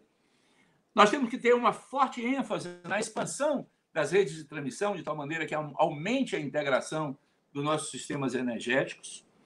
Nós temos que trabalhar com políticas de tarifas que combinem custos para garantir a acessibilidade e, ao mesmo tempo, viabilize uma rentabilidade para os investidores, que seja uma rentabilidade razoável, não necessariamente vai ser resultado de uma luta competitiva para ter o máximo lucro, porque na indústria energética não há essa competição aberta, como se fosse uma feira livre. Nós temos que fazer, portanto, uma forte regulação uma forte atuação do Estado, de tal maneira que regule essa, transição energética que nós precisamos acelerar. Focando especificamente na questão do petróleo e do gás natural, nós estamos vivendo um desmonte profundo do setor. Quer dizer, a Petrobras está esfacelada. O esfacelamento da Petrobras já se consolidou com a venda da distribuidora, quer dizer, a Petrobras BR distribuidora não pertence mais à Petrobras, já se consolidou com a venda da Liquigás, portanto, o gás de cozinha, já a Petrobras não tem mais nenhuma distribuidora do gás de cozinha, já se consolidou com a venda da Gaspetro, com a Petrobras saindo das distribuidoras estaduais de distribuição de gás natural, já se consolidou com o abandono da Petrobras das atividades em terra na produção do petróleo, já se consolidou na expansão das vendas, e ontem a Petrobras anunciou mais um processo de venda dos campos de Albacora Leste e de Albacora aí na Bacia de Campos, portanto, a Petrobras saindo dos campos mais maduros da Bacia de Campos, e a Petrobras está se concentrando praticamente, exclusivamente, na exportação do petróleo cru produzido na Bacia de Santos e nos campos das áreas de Búzios, que são, digamos, o filé mignon da produção de petróleo no Brasil. Nesse sentido, nós precisamos repensar a política da Petrobras em etapas. Nós precisamos redefinir o papel da Petrobras em termos, portanto, temos que impedir, na linha da resistência do desmonte, temos que impedir a continuidade das privatizações. Nós temos que o movimento sindical está se manifestando, eu acho que tem que se criar um clima na sociedade de tentar impedir o máximo possível esse desmonte que está sendo feito da Petrobras com a sua completa venda de ativos. Eu acho que a discussão sobre os termos dos contratos, a discussão sobre a legalidade dessas vendas tem que ser colocada na mesa para discutir e tentar impedir que isso continue dessa forma. Em particular, eu acho que nós temos que ter forte firmeza na questão, em duas questões. Uma, que é a aceleração que está sendo feita dos leilões do pré-sal. Então, nós temos que fazer um retardo desses leilões do pré-sal para dar tempo para que um novo governo redefina como é que vai ser a utilização do pré-sal no futuro. Porque se acelera, como o governo está querendo, essas áreas, a possibilidade futura de você utilizar esse recurso do pré-sal para a produção serão muito menores e, portanto, perde-se um instrumento de intervenção no setor. Por outro lado, nós temos que pensar que temos que avançar na questão do refino. Quer dizer, não podemos deixar a privatização das refinarias como estão sendo feitas. Então, nós precisamos, dessa maneira, criar condições para que se impeça a venda das refinarias, se retarde os leilões do pré-sal e, portanto, se reconstrua um novo modo de funcionamento do petróleo e do gás natural nesse contexto de transição energética que eu mencionei. Para isso, nós temos que combinar ações de resistência de curto prazo, que incluem, inclusive, redefinição da política de preços de combustíveis, em particular com uma ampliação da política de apoio ao gás de cozinha para as famílias de baixa renda, como temos que também redefinir o papel das grandes empresas internacionais na exploração direta do petróleo brasileiro. Como o tempo acabou, eu vou parar por aqui. Vocês viram que é uma dimensão fundamental de um projeto de desenvolvimento. Não tem crescimento sem que haja energia. E o Gabriele reforçou o problema da acessibilidade hoje é um tema central, não só pelo custo da energia elétrica, mas eu diria até nas famílias, né? O bujão de gás aumentou quase 40% este ano, para não falar nas outras fontes de energia. E eu daria ênfase, principalmente, a essa discussão que nós precisamos de regulação e uma forte participação do Estado no setor de energia, para fazer a transição energética e para resgatar a Petrobras, que é estratégica para um projeto de desenvolvimento. O esquartejamento da Petrobras está impedindo que ela seja o grande indutor de investimento, de expansão, de inovações tecnológicas, que era um programa de investimento da Petrobras que fez com que o Brasil chegasse a 7 mil metros e descobrisse o pré-sal, que mudou a história do petróleo no Brasil. Então, nós temos um imenso desafio aí de manter essas reservas estratégicas e recuperar a capacidade de refino para não ficar exportando óleo cru e importando derivados né, especialmente dos Estados Unidos, que passou a ser o grande exportador de derivados. Nós estamos na contramão de uma política de desenvolvimento nacional do setor de petróleo, de gás, e ela é fundamental em tudo aquilo que o Wallace falou no projeto industrializante.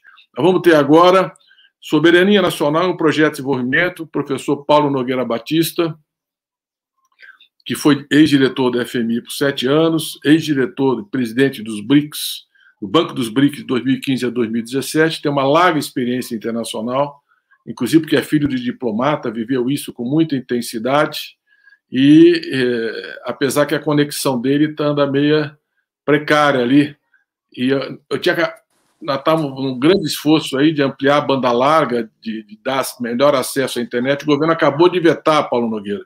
Ele não quer que você participe das lives, vetou o projeto de acesso à banda larga de investimento em telecomunicação. Mas nós resistimos aqui com muito esforço. Então, com vocês agora, esse economista que tem uma presença fundamental no debate econômico do país, Paulo Nogueira Batista.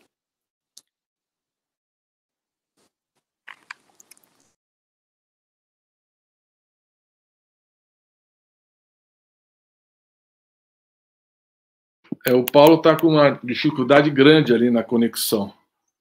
Eu vou fazer o seguinte, eu vou inverter para ver se ele consegue se ajustar. Então, vamos passar para o Antônio Prado. O Antônio Prado vai falar sobre desenvolvimento econômico e igualdade social por 10 minutos. É pouco tempo.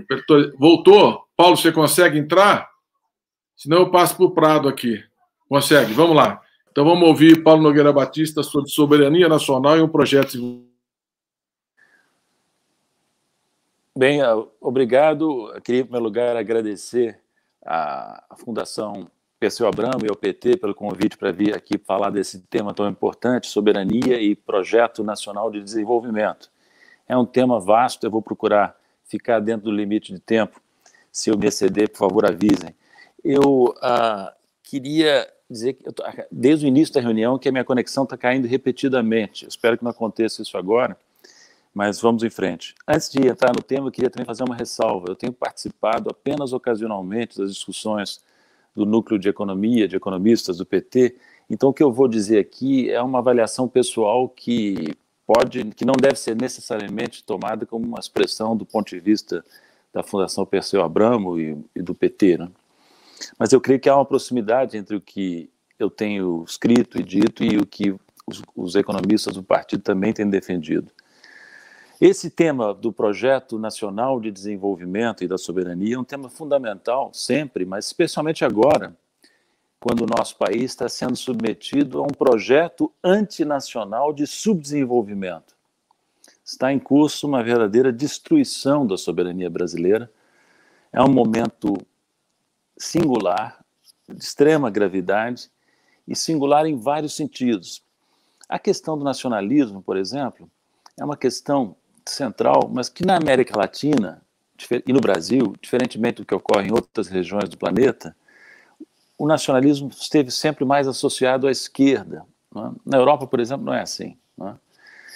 Mas aqui sim, a direita brasileira é normalmente internacionalista, quando não entreguista mesmo, né? Agora, o que acontece com o bolsonarismo e com o governo Bolsonaro é uma espécie de paroxismo do entreguismo tradicional de uma parte da direita brasileira, né? Nós temos uma coisa inédita, que é um nacionalismo entreguista, um oxímoro verbal, né? Que mostra a criatividade do brasileiro, né? Um patriotismo vira-lata, se vocês quiserem. E nesse ponto, é interessante notar que o governo Bolsonaro, o bolsonarismo, se distinguem do nazismo e do fascismo, nazismo alemão e fascismo italiano, que eram movimentos nacionalistas. A extrema-direita brasileira tem se caracterizado por um extremo entreguismo, né? Um extremo desprezo pela soberania nacional. Por que a direita europeia, e em outras regiões do mundo, abraça o nacionalismo? É porque o nacionalismo tem uma grande força emotiva, uma grande força mobilizadora. E eu entendo que, no caso brasileiro e no caso de muitos outros países, ele tem que ser necessariamente um elemento central de um projeto nacional, de um projeto de governo, né? Como foi, aliás, nos governos Lula e Dilma, talvez tenha que ser ainda de maneira mais clara do que foi nesses governos do presidente Lula e da presidente Dilma. É claro que o nacionalismo que eu defendo, que muitos defendem, não é um nacionalismo fechado a influências externas, é um nacionalismo necessariamente aberto a influências externas, capaz de absorvê-las criativamente, antropofagicamente, para usar uma expressão do modernismo paulista, né? E um nacionalismo aberto, em particular, à cooperação internacional. Muito diferente, por exemplo, do nacionalismo que ficou associado ao trumpismo, né, nos Estados Unidos e em outros lugares. Né? Por quê? Desde sempre isso é necessário, mas no momento é mais ainda necessário que o nacionalismo seja aberto. Podia-se até dizer, para usar um outro paroxismo, esse um pouco melhor talvez, um nacionalismo internacionalista. Porque vários dos grandes problemas que afligem o planeta, os grandes desafios, não podem ser resolvidos apenas no âmbito das fronteiras nacionais.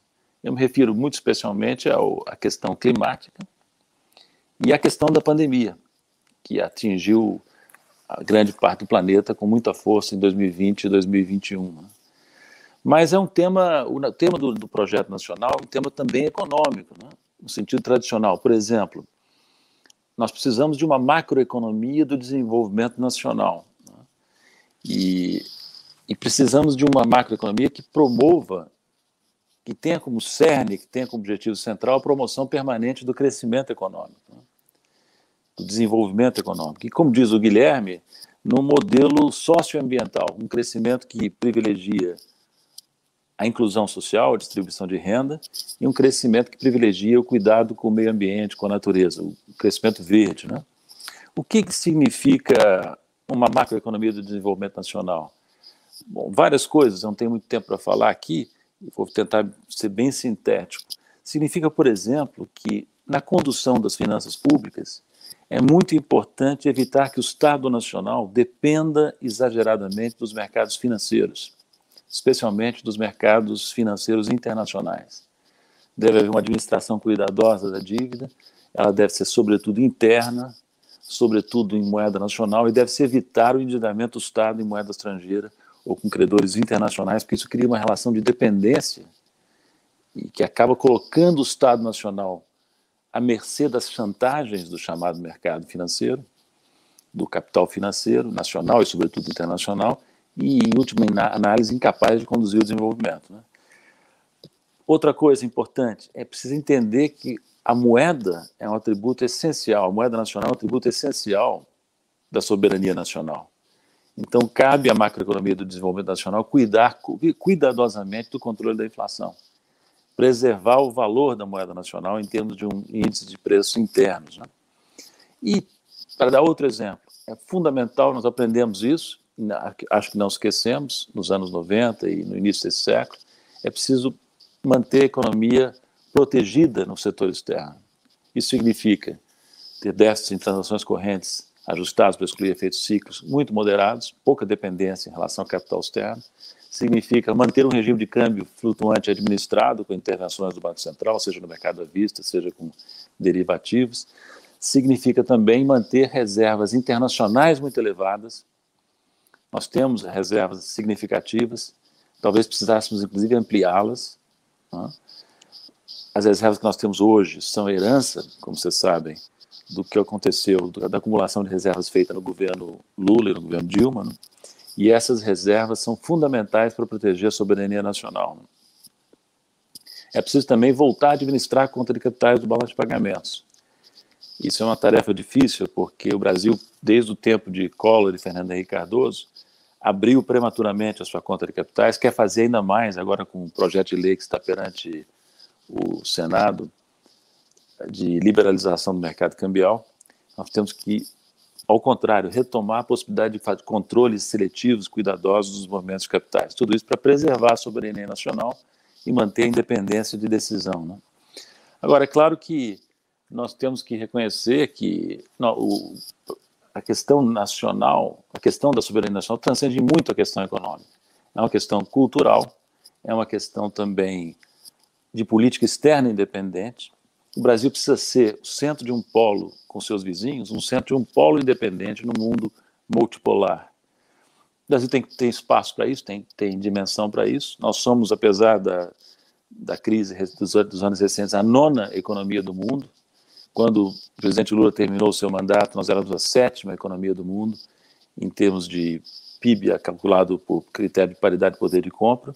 Nós temos, portanto, todas as condições de termos uma política externa independente, um projeto nacional autônomo. O Brasil não cabe no quintal de ninguém. Essa foi a frase que eu escolhi como título do meu livro mais recente, né?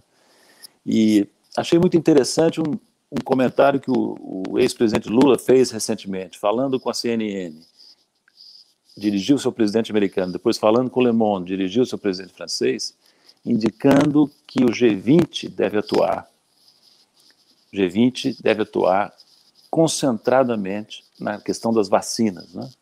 Não é por acaso que o Brasil faz parte do G20, não é por acaso que o Brasil faz parte dos BRICS, é pela nossa dimensão. E nós temos subutilizado o nosso poder de atuação internacional no governo Temer, e sobretudo agora no governo Bolsonaro, e estamos silentes. Se nós tivéssemos um governo digno desse nome, certamente o Brasil poderia ter um papel muito maior do que está tendo em matéria de BRICS, matéria de G20, e a sugestão do ex-presidente Lula foi realmente muito oportuna, até meio óbvia, mas o óbvio às vezes é difícil de enxergar, né? O que o Lula quis dizer com isso? O G20 tem que ter agora, nessa crise da pandemia, o papel que teve em 2008, 2009, quando ele era presidente da República. E, finalmente, para terminar, o Brasil está correndo um risco muito grave no momento, um risco mortal.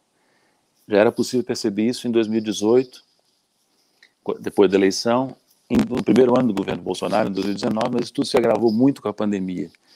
Mas eu queria, para terminar numa nota positiva, lembrar a todos que outras grandes nações já passaram por grandes crises, né? A França, em 1940, quando foi ocupada pelos alemães, praticamente sem resistência, parecia liquidada, né? A Rússia, depois do colapso da União Soviética, e no período de Yeltsin, parecia liquidada como grande nação e se recuperou com Putin, assim como a França se recuperou com De Gaulle, né? E eu tenho certeza que o nosso país vai também se recuperar desse ponto baixo e reassumir a sua posição influente no mundo, desenvolvendo o seu projeto nacional de desenvolvimento. Obrigado. Agradecer Paulo Nogueira Batista, que eu acho que trouxe uma agenda muito importante, mostrar que nós estamos vivendo um período de um governo, na realidade, antinacional, entreguista, né? Um projeto de pró-subdesenvolvimento, antipopular e antidemocrático. E que a ditadura militar, o Bolsonaro ficou com o que tem de pior. A repressão, a defesa da censura, a defesa da tortura, porque a própria ditadura tinha um projeto desenvolvimentista, concentrador de renda, excludente socialmente, mas era desenvolvimentista.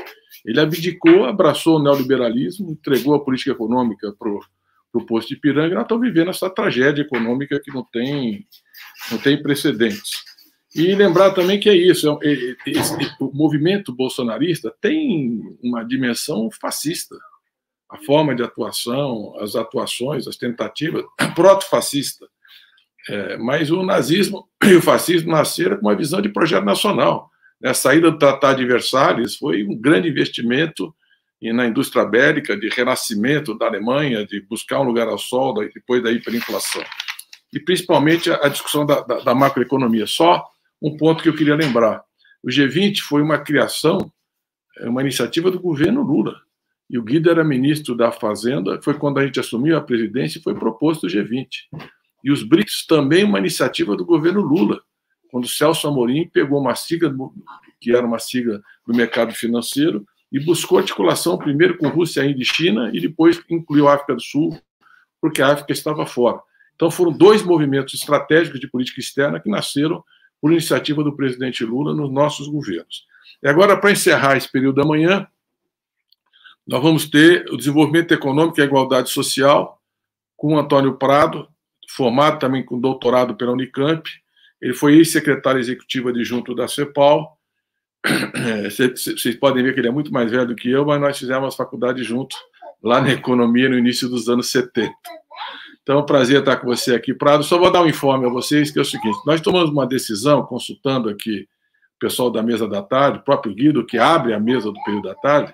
Nós vamos suspender o nosso seminário hoje para aguardar, acompanhar e também pelo momento importante que a democracia brasileira vive, especialmente a justiça, o julgamento da segunda turma no Supremo Tribunal Federal sob a suspeição do juiz Moro. Nós queremos total visibilidade, que todo mundo acompanhe, é muito importante. O pronunciamento do ministro Gilmar Mendes foi, quando disse que é o maior crime da história da justiça brasileira, foi um momento muito importante, né, de alguém que nunca foi ligado ao PT, ao contrário. E o ministro Lewandowski também, naquela ocasião, os 2 primeiros votos. Hoje nós teremos o voto do ministro Cássio e talvez, e possível, um novo voto da ministra Carmen Lúcia, que deu uma sinalização nessa direção. Então é muito importante que a justiça, o Poder Judiciário se reencontre com a justiça no Brasil. Reconheça que o presidente Lula não teve julgamento justo, não teve direito de defesa, que se violaram todas as regras que exige o Código de Processo Penal, o Código Penal, o papel de um juiz, de um magistrado. Até os advogados foram grampeados e eles interferiam no direito de defesa, que é uma coisa inacreditável no regime democrático. Por tudo isso, vamos aguardar o julgamento de hoje. Eu tenho convicção que se fará justiça e nós queremos acompanhar. Então, nós vamos suspender e marcaremos em breve, no máximo a semana que vem, a continuidade desse seminário com a participação do presidente Lula. Então, para encerrar a manhã de hoje, professor Antônio Prado, ex-secretário executivo adjunto da Comissão Econômica para a América Latina, CEPAL. Bom dia a todos e todas. Eu agradeço muito o convite da Fundação Perseu Abramo, na pessoa do seu presidente, Aloysio Mercadante. A primeira coisa que eu quero dizer é que eu fico muito feliz com a coincidência de pensamento da proposta de reconstrução da economia brasileira com as propostas da CEPAL. A CEPAL produziu 6 documentos sobre o desenvolvimento da América Latina para seus períodos de sessões, tendo a igualdade como elemento central. A motivação é óbvia e está relacionada ao fato de que o continente latino-americano é o continente, do ponto de vista da desigualdade de renda, o continente mais desigual do mundo. Nós tivemos a oportunidade de lançar o primeiro documento aqui no Brasil, do governo Lula, em 2010, e muito motivado pelo sucesso do governo Lula, o documento chamado A Hora da Igualdade, Caminhos por Abrir e Diferenças por Fechar, ou Brechas por Fechar. Primeiro, vamos dizer o seguinte: por que enfrentar a desigualdade é tão importante? Né?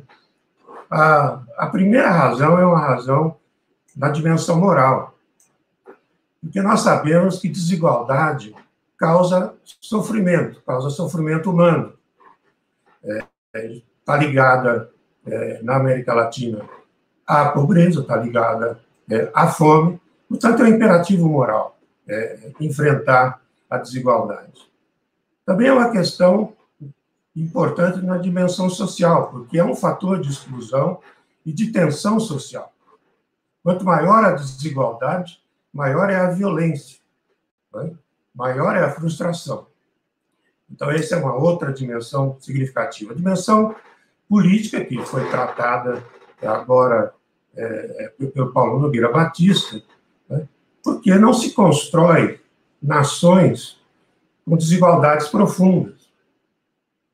Isso é uma construção imperfeita ou incompleta, para você ter uma nação com desigualdades profundas, porque o sentimento de pertencimento, de participação na construção da nação é um sentimento também incompleto e também de frustração.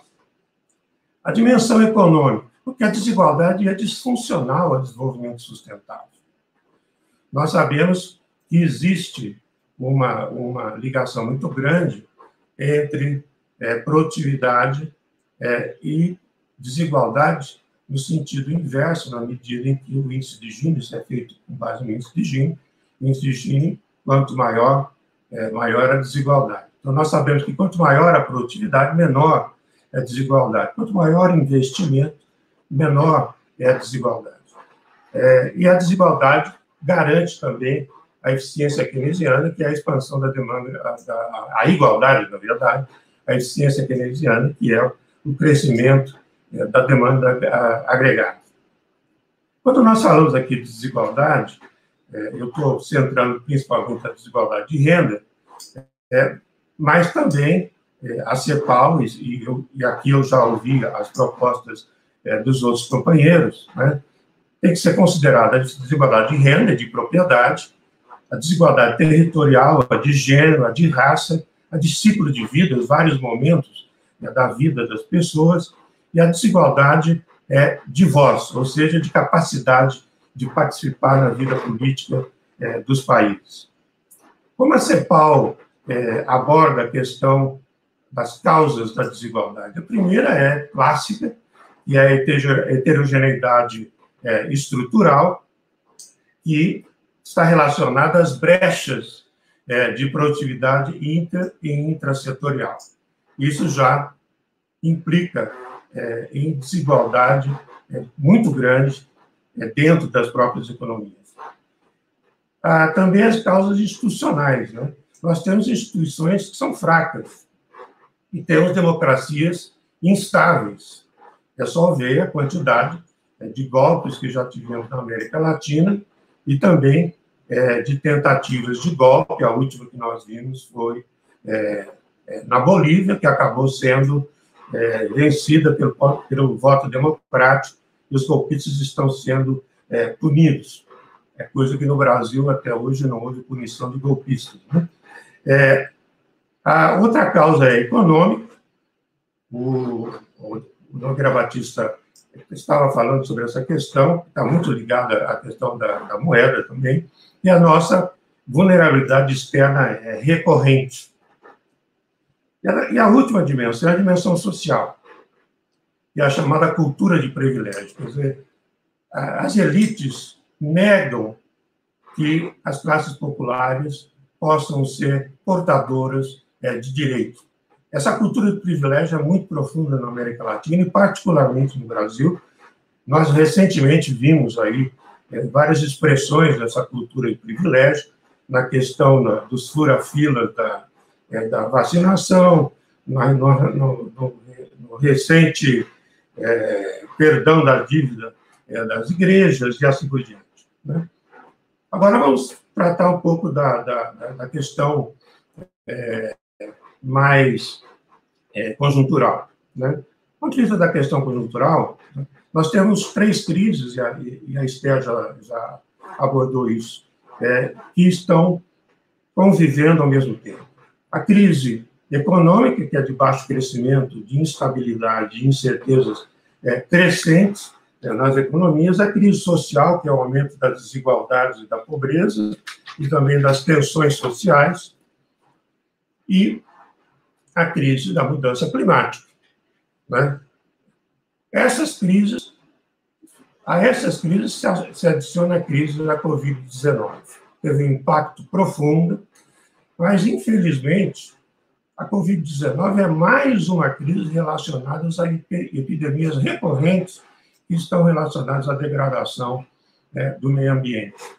E isso é uma coisa que a proposta que vocês estão colocando, né, nós, que eu participo e apoio ela, tem que tratar a questão climática profundamente. A CEPAL tem uma proposta de novo estilo de desenvolvimento que é muito coincidente com a proposta do PT e da proposta colocada pela Fundação Perseu Abramo. Primeiro, a ideia de que o grande impulso ambiental, que seria um conjunto de investimentos com sinergia, né, exige políticas industriais, ambientais e sociais simultâneas. Isso não é um processo sucessivo, isso tem que ocorrer simultaneamente. Basicamente, essa proposta parte de um diagnóstico de que o atual estilo de desenvolvimento está esgotado e em decadência rápida. Primeiro, porque nós temos uma crise ambiental e de mudança climática. Esse novo paradigma, esse novo estilo de desenvolvimento que nós estamos propondo, implica num grande impulso ambiental no sentido que eu falei, de um grande pacote de investimentos relacionado a investimentos verdes, vamos dizer assim, que mude o padrão de consumo e também consiga estabelecer uma produção livre da emissão de carbonos ou com redução significativa da redução de carbono. Né? Outra característica do estilo decadente são as crescentes desigualdades e exclusão. O novo paradigma implicaria no novo pacto social, com acesso universal a bens e serviços básicos e proteção social. A outra característica do estilo decadente é a estrutura produtiva pouco diversificada nos países de desenvolvimento, crescimento sem emprego e baixa produtividade. Aí, na nova proposta, nós teríamos a eficiência schumpeteriana, relacionada à inovação de setores intensivos em conhecimento e com empregos com direitos. A outra característica desse desenvolvimento, desse estilo de desenvolvimento decadente, é a frágil estabilidade econômica. A nova proposta implicaria eficiência keynesiana, que significa a expansão da demanda agregada e políticas fiscais orientadas para o desenvolvimento sustentável. Encerrando, esse big push ambiental, que a CEPAL chama, né, implicaria em políticas fiscais que são progressivas, né? Isso é muito importante, porque tem uma reforma tributária que seja progressiva, que reduza a regressividade do nosso sistema e reduza também a evasão fiscal, que é significativa, políticas sociais na direção de aprofundamento, e no nosso caso vai ser de reconstrução também, de políticas de welfare e de proteção social. Do ponto de vista do meio ambiente, significa novos investimentos que explorem as externalidades ambientais, políticas industrial e desenvolvimento e também políticas de integração territorial, né, que é uma coisa absolutamente necessária. Basicamente, essa é a visão da CEPAL, muito coincidente com a visão aqui colocada pela Fundação Perseu Abramo. Eu agradeço essa oportunidade, Luiz.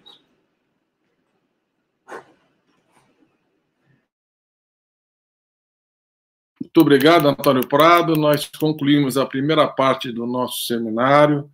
Tenho certeza que quem acompanhou viu a densidade, a complementariedade, a consistência, a formação densa que cada um dos expositores tem nas suas respectivas áreas do conhecimento, mas que o nosso plano de reconstrução e transformação do Brasil é um pouco a síntese desse esforço de outras áreas, porque aqui a gente trata também de saúde, de educação, de cultura, micro e pequena empresa, que nós vamos continuar tratando no debate econômico ao longo, seria hoje à tarde uma parte importante.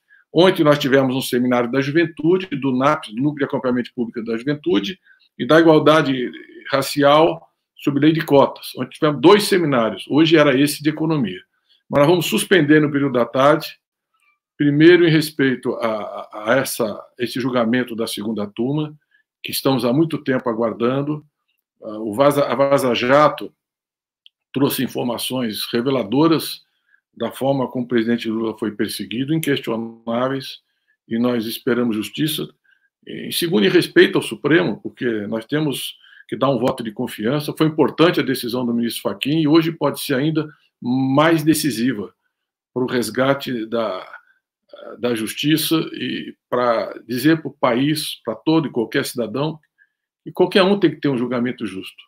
E um presidente que teve 87% de aprovação quando saiu, considerado o melhor presidente da história do Brasil, não podia ser tratado da forma como foi tratado, perseguido, com a violação de todos os direitos e garantias que estão asseguradas na nossa Constituição, em todo o arcabouço legal. Mas, principalmente, nós estamos suspendendo em solidariedade ao presidente Lula. Aqui a gente não veste uma farda artificial para dizer que apoiamos o presidente. Nós apoiamos porque temos convicção, porque temos princípios, porque temos ética, porque temos propostas, né? Nós queremos, como disse o presidente, um livro e uma carteira de trabalho na mão do povo brasileiro. E não vamos abdicar jamais de lutar por democracia, por igualdade social, por sustentabilidade ambiental, pela retomada no crescimento sustentável, soberano, com inclusão social e com ampliação de direitos. Então, é em homenagem ao presidente Lula, em solidariedade a ele, que nós estamos suspendendo as atividades à tarde, aguardando a decisão do Supremo, e informaremos em breve, ou ainda até o final dessa semana, no máximo na outra, nós concluiremos a próxima etapa do seminário, que começa com um professor ex-ministro por 9 anos do governo, Guido Mantega, que vai fazer a abertura sobre o papel do Estado.